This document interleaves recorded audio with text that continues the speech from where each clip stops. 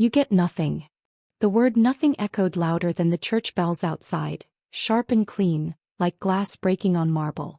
My sister-in-law laughed as if this was a dinner joke, not my husband's funeral. Her heels clicked once. Someone behind her smirked. The room smelled of flowers already starting to rot. My name is Evelyn Moore. I'm 41. How does a life built together disappear the moment one heartbeat stops? I stood there in black, hands folded, eyes dry in a way that scared even me. Grief hadn't arrived yet. Shock sat in its place, heavy and cold. The lawyer I barely knew leaned close, breath warm against my ear. This is illegal, he whispered. Please. You have to fight. I looked at the family I had cooked for, paid beside, defended in quiet rooms. His sister's mouth curved upward, slow and mocking. One cousin actually clapped, a soft, polite applause like the end of a bad play. Let them take everything, I said. Silence dropped. Then relief. Then laughter. They mistook my calm for collapse, my stillness for surrender. Papers were passed. Pens were uncapped. Somewhere inside me something steadied, like a mirror finally set upright. Grief didn't break me that day, it focused me. The chair across from me looked like it was waiting. That was the strange thought that landed as I sat down at the long conference table, wood polished so bright it reflected my face back at me, pale, calm, almost unfamiliar. A mirror pretending to be furniture. His sister leaned over the papers, whispering loudly on purpose. She didn't even read it, she laughed. Grief makes people stupid. Her brother nodded, smug, tapping his pen like a metronome counting down my worth. I slid the documents back without touching the pen. The paper made a soft, dry sound, like leaves dragged across concrete. My lawyer stiffened beside me. I felt his knee brush mine, a silent question. I didn't look at him. Across the room someone coughed. A phone buzzed and was quickly silenced. Outside a siren passed and faded. Life continuing. Always continuing. The sister was already smiling, victory settled into her bones. See, she said to the room. She's done. The judge adjusted his glasses. He didn't reach for the papers. He paused instead, eyes narrowing slightly, like a man rereading a sentence in his head. Then he turned not to me but to their lawyer. Before we proceed, he said slowly, I need clarification on one clause. The smile froze. And for the first time since the funeral I felt grief breathe. The room shifted, not loudly, not suddenly, but like air changing pressure before a storm. Their lawyer cleared his throat once. Twice. The sound was too dry. Which clause, Your Honor? He asked, voice practiced, steady in a way that felt rehearsed. The judge tapped the page with one finger. This one, he said. The amendment dated 3 months before Mr. Moore's death. I watched the sister's reflection ripple across the tabletop. The mirror would betrayed her first. Her smile tightened, not disappearing, just adjusting. That's standard, she said quickly. Our family's had it for years. My lawyer finally spoke, soft but precise. With respect, that amendment nullifies the prior transfer of controlling interest. Silence. Thicky. Someone behind me shifted in their seat. The chair I sat on creaked like it wanted attention too. Their lawyer's face drained in slow stages, color leaving the way tide pulls back from shore. That document, he said carefully, was never disclosed to us. The judge looked up. That's my concern. I folded my hands. The skin on my knuckles felt tight, unfamiliar. Grief pressed once, hard, then receded again like it was waiting its turn. His sister laughed, too sharp this time. You're overthinking it, she said. She already gave everything up. I met her eyes through the reflected table. For the first time I smiled back. Not because I was winning, but because they still thought I wasn't playing. The judge leaned back slightly, hands steepled, studying the room the way doctors study scans. Mrs. Moore, he said at last, did you understand what you were relinquishing when you declined to review the documents? Every eye swung toward me. The sister's nails tapped once on the table, impatient, annoyed. Someone in the back whispered my name wrong. I understood, I said. My voice surprised even me.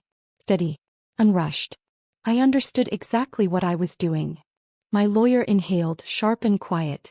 He knew that tone. He'd heard it earlier months ago in my kitchen, when I'd poured him tea and asked very specific questions about silence and timing. The judge nodded, then turned again to their lawyer. Then perhaps you can explain why the amendment references a trust account that predates this marriage, and yet lists Mrs. Moore as its sole executor. Pause. Too long. That's a clerical overlap, the lawyer said. His hand twitched toward his briefcase and stopped. The sister stood halfway up. This is ridiculous, she snapped. She was nothing before my brother. She signed it away. I felt the mirror table catch my reflection again. My husband's ring still on my finger, cool and unmoving. Yes, I said quietly. I signed. I let the words settle. But not everything belongs to the page. The judge's pen stopped moving. The judge removed his glasses. That small gesture landed heavier than any gavel. Mrs. Moore, he said, when you say not everything belongs to the page, what exactly do you mean? The sister scoffed. Oh please. She's being dramatic now. I reached into my bag and felt the edge of something familiar. Smooth. Pulled. I didn't take it out yet. I just let my fingers rest there, grounding myself. The room smelled faintly of old paper and burnt coffee. Someone's shoes squeaked when they shifted. Silence stretched, obedient and tense. My husband trusted routines, I said. He believed in backups. In redundancies. I looked at the sister, then away. He taught me that. My lawyer finally leaned forward. Your Honor, he said, we'd like to request the court acknowledge Exhibit C already filed. Their lawyer flipped through his folder too fast. Pages whispered like nervous insects. We haven't reviewed that, he muttered. That's because, my lawyer replied gently, it was filed under Mrs. Moore's trust. Not the estate. The sister's smirk cracked. Just a hairline fracture. She opened her mouth, then closed it again. I withdrew my hand from the bag but kept its contents hidden. The judge looked between the lawyers. Proceed, he said. And for the first time I felt the weight of the mirror lift. My lawyer slid a thin folder across the table. It didn't make it far before the judge raised a hand. I'll review it, he said, calm, controlled. The kind of calm that unsettles people who rely on noise. As he read, the room held its breath. The sister leaned toward her lawyer, whispering hard enough for me to hear. Fix this, she hissed. You said she had nothing. Her heel tapped again, faster now. The metronome had lost its rhythm. The judge stopped at one page. His thumb pressed there, firm like a bookmark he didn't intend to lose. This document, he said, was notarized overseas. Yes, my lawyer replied. During a business retreat. Fully legal. Their lawyer swallowed. Sweat gathered at his hairline, catching the fluorescent light. Your Honor, even if this exists, it doesn't override. It doesn't override, the judge agreed. He looked up. It bypasses. The word landed clean. Surgical. I finally removed the object from my bag and placed it on the table. A small silver key. Unremarkable. The kind people misplace every day. The sister frowned. What is that supposed to be? I didn't answer. I watched her reflection instead, warped slightly by the table, as if the truth had finally bent her image. The judge cleared his throat. We're not finished, he said. The sister's face drained. The key glinted under the overhead light, small but insistent, like a warning whispered too late. I leaned forward, voice soft, controlled. That key unlocks the safe in the company's main office. The one my husband set up before he married me. A cough somewhere behind us. The judge's pen paused. The sister's hand hovered over the papers, trembling, not dramatically, just human. Our family, she began, voice sharper now. We built that business together. It belongs to all of us. Belongs, I repeated, letting the word roll over the polished wood. It belonged. Until my husband named me executor. Until I signed the trust. Their lawyer opened his mouth. Closed it again. He glanced at the judge. The judge just waited, like time itself had been asked to choose a side. I slid the folder toward the judge, letting it spill open. Contracts, notarized letters, account statements. Every paper meticulously numbered, each signature verifiable. Silence enveloped the room like a thick curtain. The sister stepped back, smirk gone. The color had fled her cheeks. She faltered. I looked at her through the mirror table.